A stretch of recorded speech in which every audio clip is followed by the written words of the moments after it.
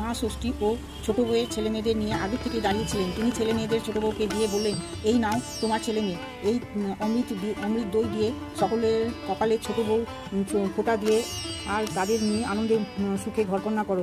আর কখনো পুজোর জিনিস লুকিয়ে খেয়ে আর আমার বাহনের নামে দোষ দিও না। ছেলে মেয়েদের দূর মরে যা কখনো বলো না। অন্য কাউকে যদি বলতে শোনো তাও তখনই মা ষষ্ঠীর দাস ও ষাট বলবে। এইসব কথা বলে মা অন্ন ষষ্ঠী অদৃশ্য হয়ে গেলেন। ছোট বউ তখন তার 7 ছেলে আর 7 মেয়েকে নিয়ে শ্বশুর বাড়িতে ফিরে এলেন। ফিরে এসে শাশুড়িকে সব প্রণাম করলেন। শেষে ষষ্ঠী দেবীর সব কথা শাশুড়িকে জানালেন। ব্রাহ্মণী সব শুনে একেবারে অবাক হয়ে গেলেন। তখন নাতি নাতনিকে পেয়ে তার খুব আনন্দ হলো। ব্রাহ্মণী অল্প দিনের মধ্যে নাতি নাতনির বিয়ে দিলেন। পরের বছর জ্যৈষ্ঠ মাসে শুক্লপক্ষ ষষ্ঠীতে খুব জাঁকজমক করে ছোট বউ অরণ্য ষষ্ঠীর ব্রত করলো এবং মেয়ে জামাইয়ের কপালে দইয়ের ফোঁটা দিলে। সেই থেকে মা অরণ্য ষষ্ঠীর মাহাত্ম্যের কথা চারিদিকে ছড়িয়ে পড়লো। এই ব্রতকেই জামাই ষষ্ঠী বা ষষ্ঠী বাটা বলা হয়।